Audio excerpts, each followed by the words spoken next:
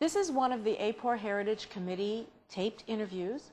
This is with Richard H. Baxter, a famed AAPORian, former president of AAPOR in 1970, 1971, an attendee at the first session in Central City, Colorado in 1946, and for many years, senior vice president of the Roper organization.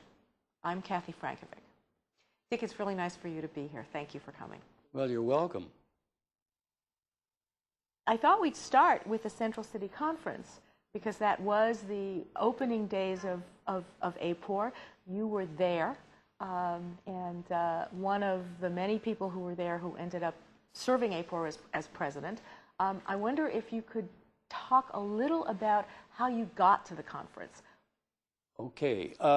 Harry Field was a very prominent figure in the public opinion research arena, which was relatively new.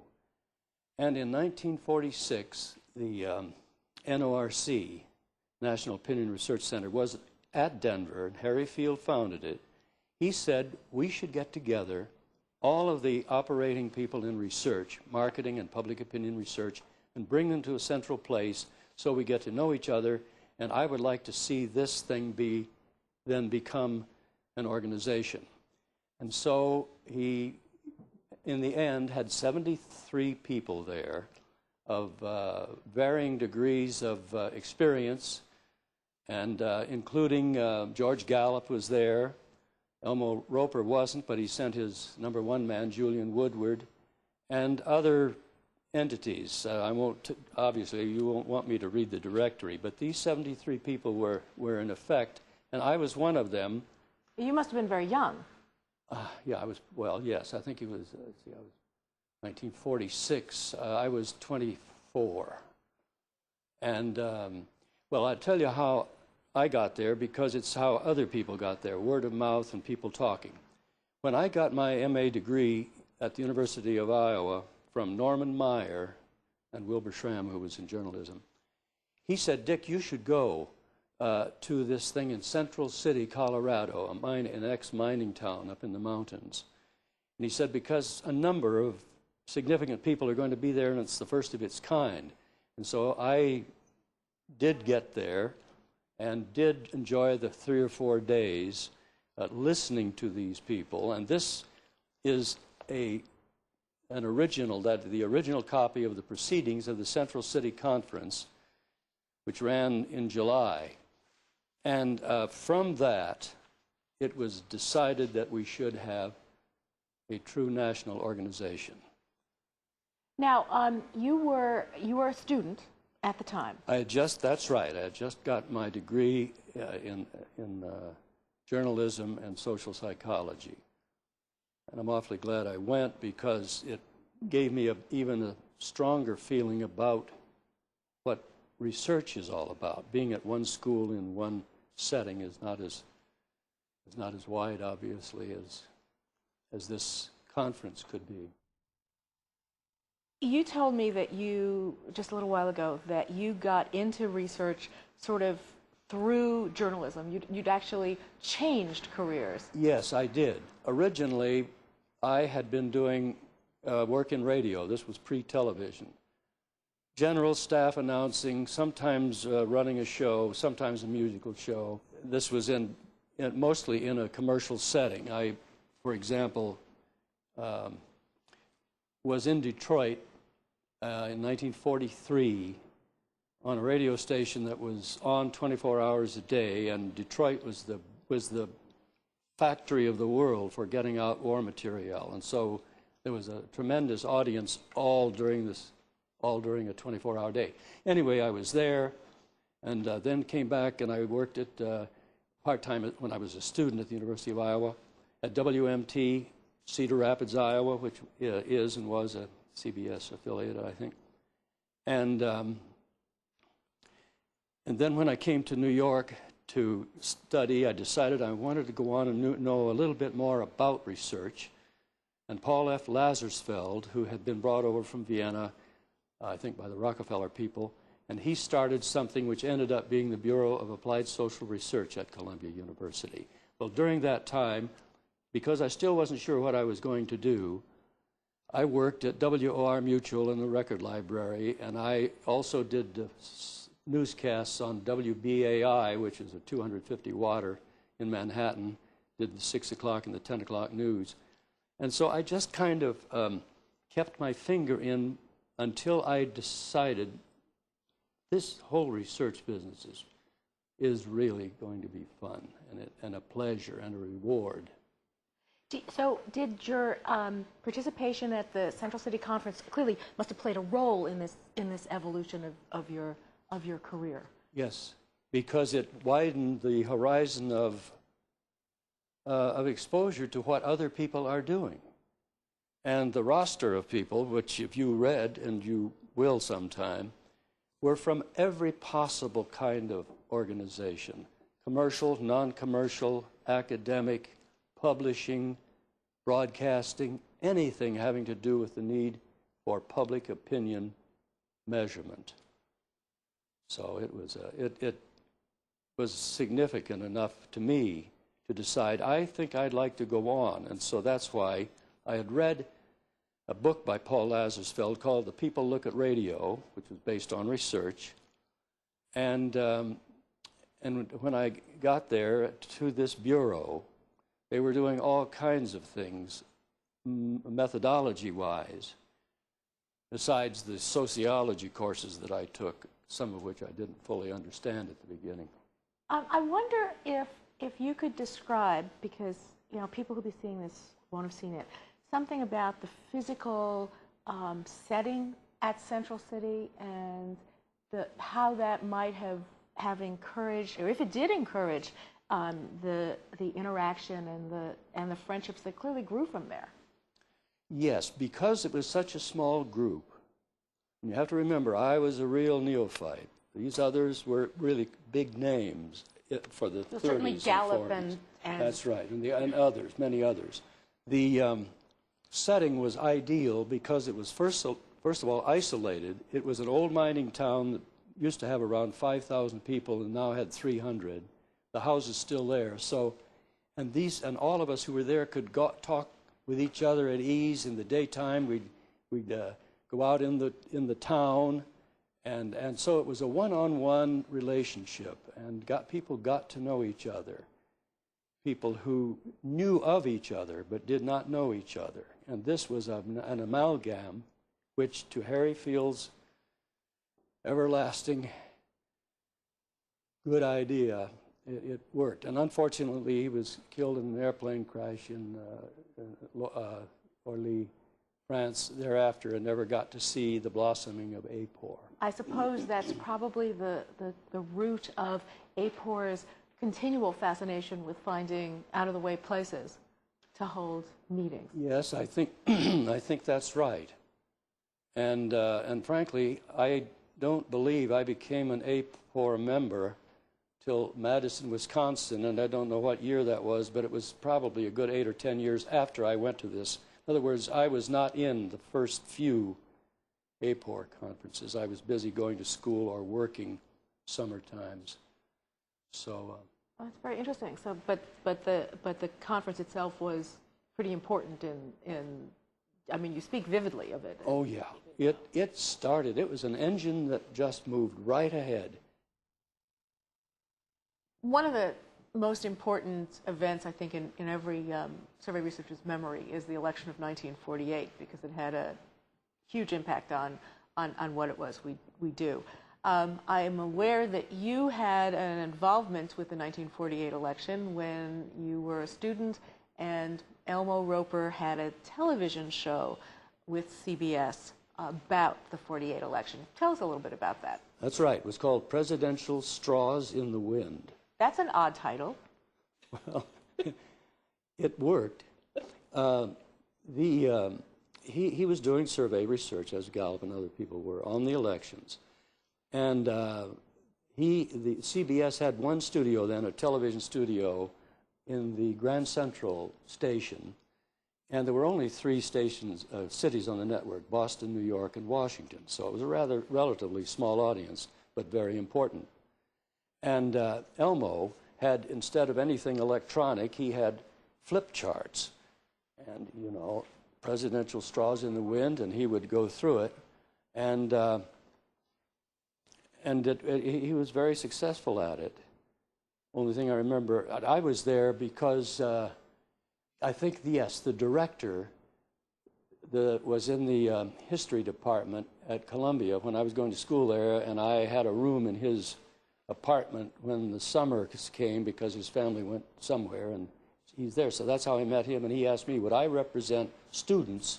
And then he got someone to represent a salesman, and then they would interview us along with these figures. So you were there to talk about your own opinions in answer to the poll questions that Elma Roper was describing. Yes, to try to, I guess, to put a little something besides dead statistics, although I'm not sure. That's true. So you were a student in 1948. You were at Columbia. Yes. And you were working with Paul Lazarsfeld. Yes. At the Bureau of Social Sciences? Yeah, Paul Lazarsfeld was a fabulous man and researcher. He lived in Vienna, and when things were clear of what was happening in Austria and Germany, he came to the States and became the director of what was called the Bureau of Applied Social Research at Columbia. And he and his colleagues innovated a number of things. And one of them was really developed and supervised by Robert Merton, who was also a professor on the sociology faculty. They're now called focus groups, but the first focused group, FOCUSSED, focused group interviews were done by Robert Merton's people at Columbia, and I know that I think I have some feelings about focus groups. Done well, yes. Done for the right reasons, yes. And I don't know whether you share this, but I have the feeling that sometimes focus groups are being used because, A, the client doesn't want to spend the kind of money that may be necessary to do a true survey, a sample survey with several hundreds or whatever. But I think for some purposes, it's very dangerous to use the focus group with only a cluster of 6 or 8 people, maybe 10 or 12 of those over a period of time or whatever. I'm not putting down the methodology, though, because it can be very helpful, as you know better than I. It can help you determine what kinds of questions should be asked if you're going out to do a full sample survey, to be sure you're including things that, oh, we hadn't thought of that if we hadn't talked with you people. I sort of think of 3 examples because I used to do a few focus groups, but I think of 3 in particular which demonstrate what I think is good use and other which is not so. The first one that comes to mind is a major agricultural chemical company that back in the 50s. Its company was bringing out a new product which was a weed killer used by corn farmers to kill weeds and have a better crop. They wanted to find out what farmers thought about it. And I said, well, look, we could do a sample, and I think I remember saying, well, look, we could interview 400 corn farmers in the Midwest, and probably that ought to be a sizable enough sample. But first, let me do a group thing to see. So a colleague and I, he went to Illinois and Wisconsin, I went to Iowa and Minnesota, and each of us interviewed at separate, maybe 8 or 10 sessions each with a varying group of farmers and asked the question. And I tell them at the beginning, I'll tell you who I am and where I'm from, but for that, I want to ask you some questions. And I asked him about this product. How is it doing for you? And the 100% agreement by those who were both strongly opinionated and those quietly opinionated said, it's great for killing the weeds in the corn, but we alternate soybeans as a crop to put, I think, the legumes and the nitrogen back into the soil. They play with each other, these 2 crops. The soybean crop was disastrous because it was affected by this weed killer that done. Now, I went back to the head of our client, the lab, I said, I don't think we need to do a full survey, because there was unanimous and it was voluntary by each person, and then they would give examples to the Ernie, do you remember what it did? And so that's one case in which it was very helpful, it could stand on its own. The second type I did was for a hotel chain, an international chain of hotels operating in principal cities. They seemed to think they had a problem in the 4 Near Eastern of their markets. One was Amman, Jordan, Manama, Bahrain, Riyadh, Saudi Arabia, and Dubai, United Arab Emirates. So they sent me over to go to these hotels, and I would be there 4 or 5 days. And the management had arrangements with other managers of other hotels, competitive hotels, that they mutually invited anyone to come and see their facilities. So I spent the first couple of days seeing who the competition are, then make some notes, and then the night of the focus groups, which ran around 2.5 hours, we had people who were staying at the hotel in the usual role. And they would all cite different things that were happening, and there was enough agreement on some items that you said, well, that sounds pretty dominant, but ideally you do a real survey. But this gets very expensive to do a whole volume of these things. But at any rate, one thing that I remember, I would always close, as I guess you always do, by saying, well, thank you very much now. This has been recorded, as you can see. You're on the microphone here. But now I'm not going to record anything, and I'm not recording names or anything. Can you tell me anything that you kind of wanted to mention? And then I remember that a man who happened to work for GE, this was in Riyadh, in Amman, Jordan. And he said, well, I want to tell you there's something about the food about this, you do this and you do that. And then the hotel management, couple were there, and the man from Athens who was the regional supervisor for the chain. You know, they listened to this. Now, that was one man saying it, but how many people felt that way we'll never know as a percentage. But at least there were some indications that certain things ought to be looked at. And the third example I've got, this was a situation in which a foreign-made automobile, minor model, small model, was going to be competed with by an American firm, which was now going to have a car which would compete with this German small car. And the question was, how the agency, how do we meet the weaknesses? How do we get at the weaknesses of this small car from overseas? And there developed there were two negatives for the small car. One was because it was air-cooled, not water-cooled. People who didn't drive very far to work in the winter were frozen because they couldn't get the heat up early enough. And the second thing was it was an underpowered automobile. So the American automobile company, which was going to compete with this other model, took that into account. And by the way, so did the other firm, and probably do something. Now there's a case in which I think you have to have real numbers and go out and talk to the owners of X car and owners of X car, or that kind of thing. You said to me that there was a manual, a large manual on how to conduct a focused group interview that came out of Columbia that actually gave you the information you needed if you were about to do this, and that you found one. Yes, it's at Columbia University, and Robert Merton and two of his assistants wrote this thing and made it available to everybody. And it's still, I'm sure, available on call. I don't know that they've ever tried to duplicate it, but when I found that I had one left, I called Robert Merton and said, you know, I've got one. I shouldn't have it. You should. He said, that would be great. So.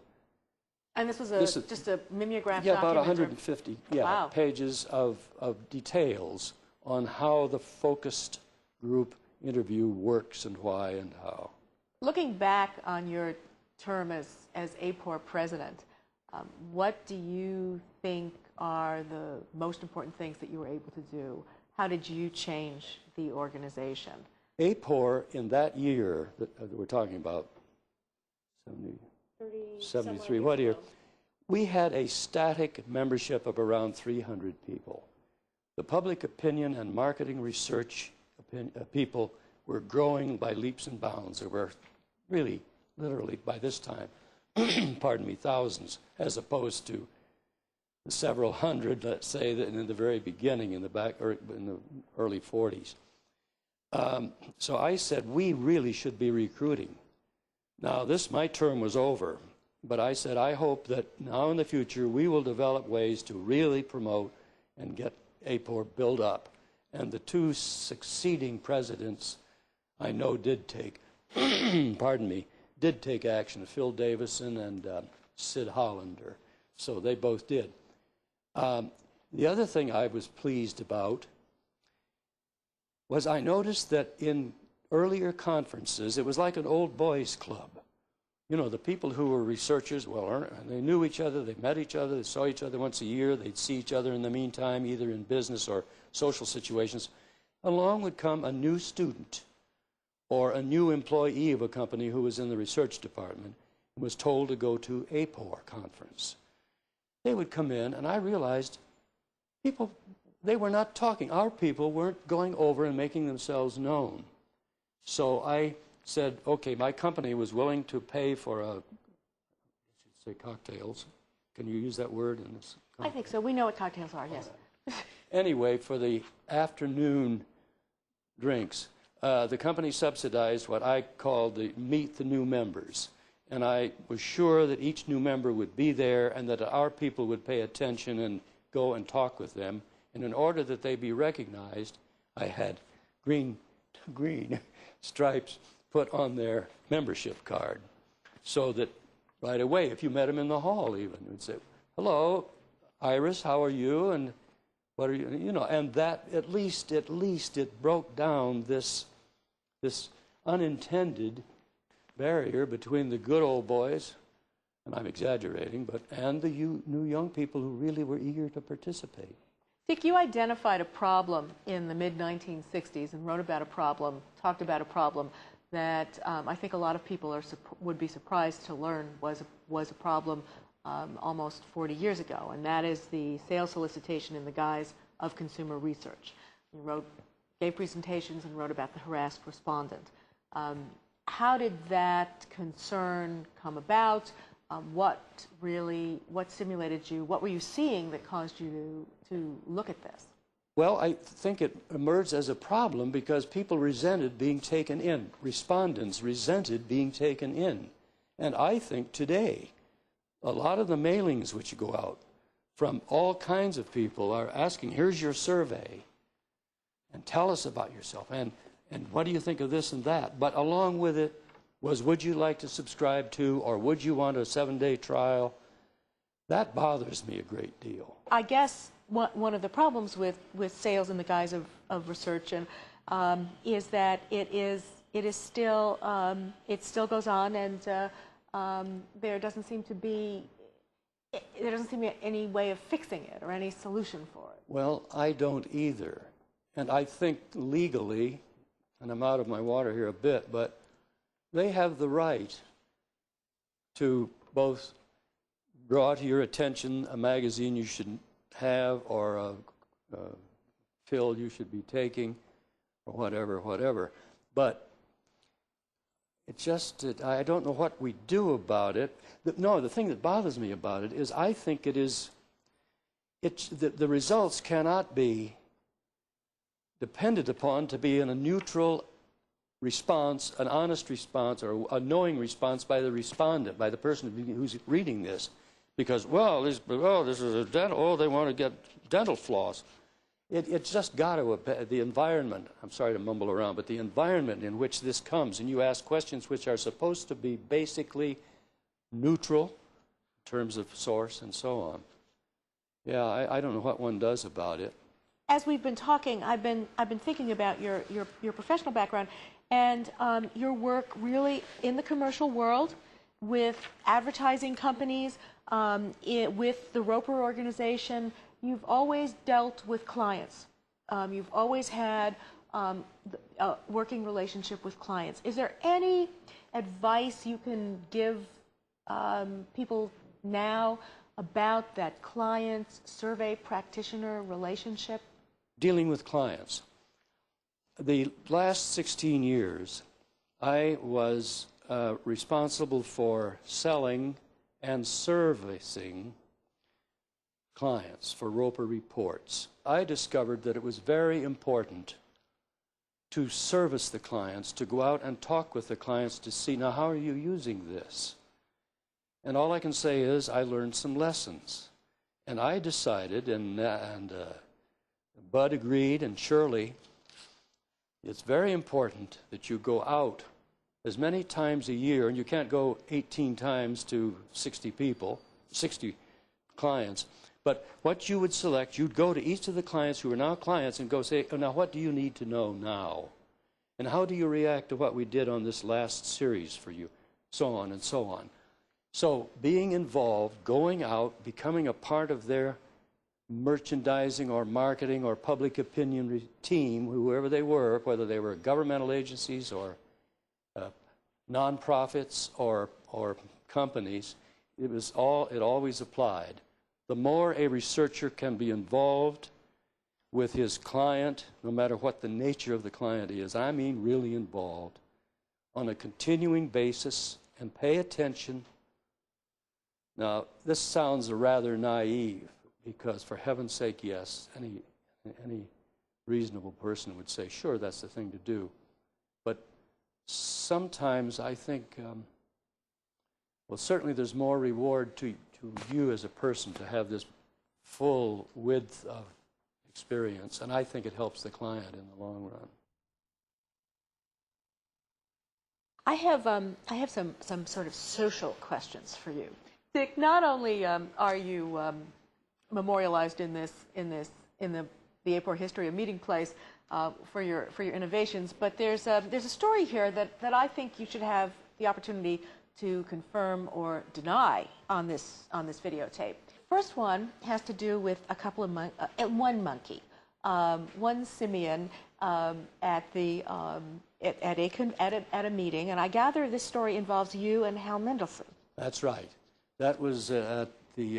That was at. I believe it was in 1961. Okay, and it was in California, and it was in whatever. Claremont. The Claremont Hotel. Well, Harold and I were buddies, and he had flown in from, I guess, New York or Denver, wherever he was at that time.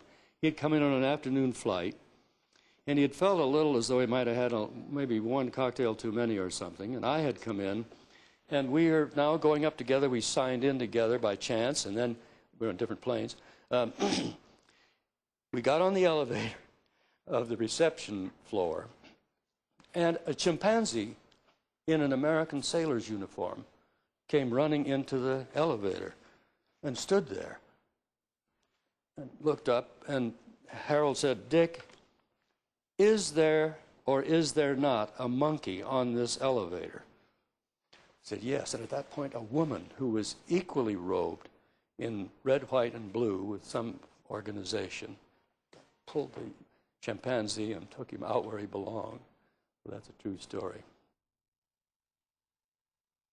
Now, there's another story in here that I think I'd like to give you the opportunity to deny, if you like. It takes place in California in 1961 at a Merv Field party at the Roaring Twenties Club, and it says here there was a girl on a swing, and Dick Baxter was making futile passes at her. Well, you know, I remember the episode. There were two swings suspended from 20-foot ropes. This girl was lovely. I think all I was doing as she would go by, I would say, do you like it?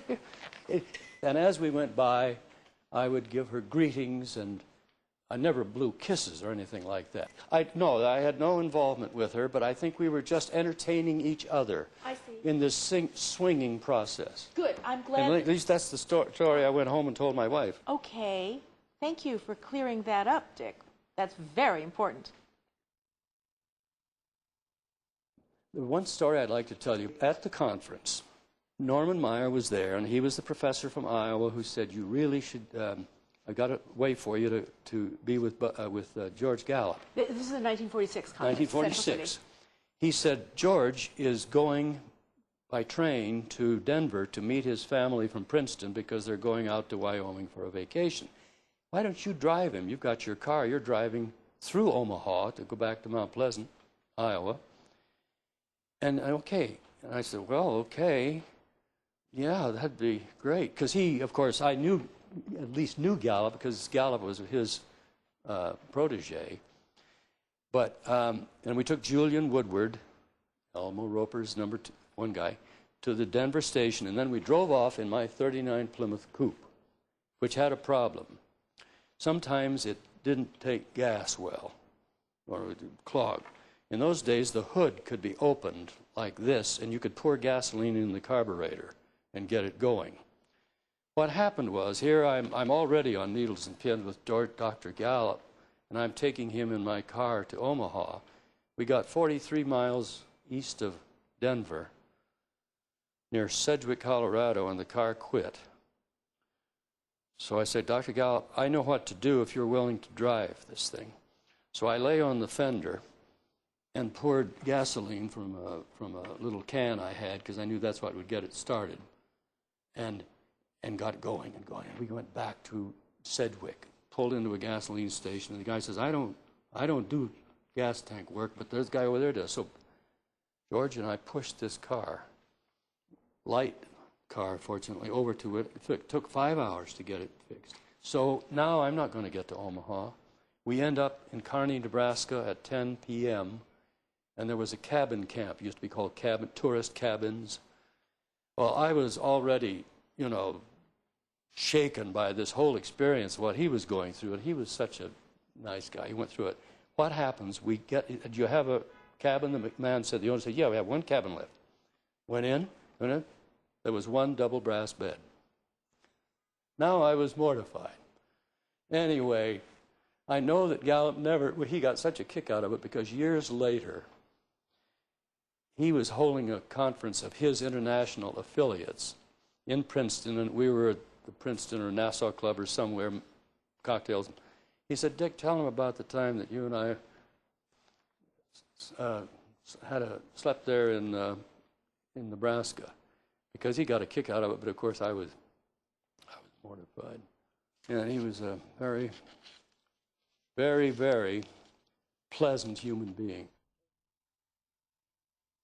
Is there anything that you would want to add to this? Any advice for AAPOR? Any advice for researchers today?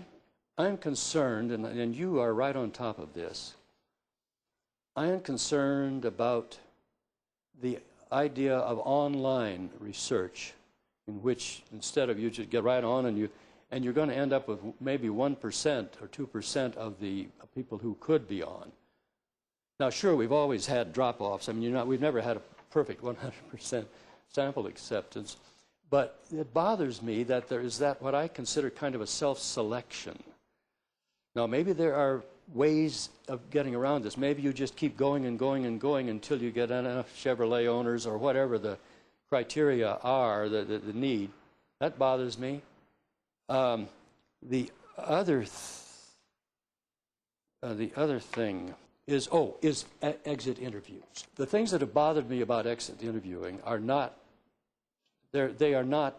statistical, or they're not they are announcing results before somebody in California has voted. And I got into a little harangue once with Warren? With Warren. But I think I was right, and some other people thought I was, and probably some people thought I was wrong. Are you able to say things about what AAPOR has meant to you and how AAPOR has been part of your life? Yes.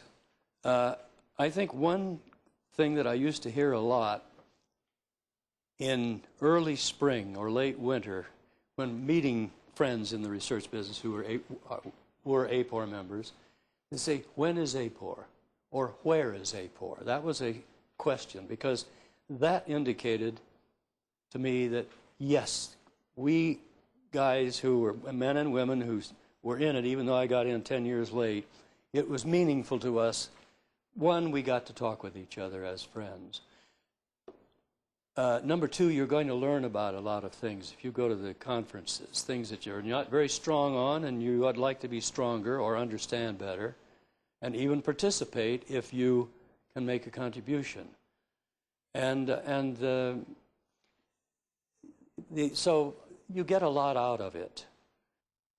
But anyway, otherwise, AAPOR is a great organization in every way.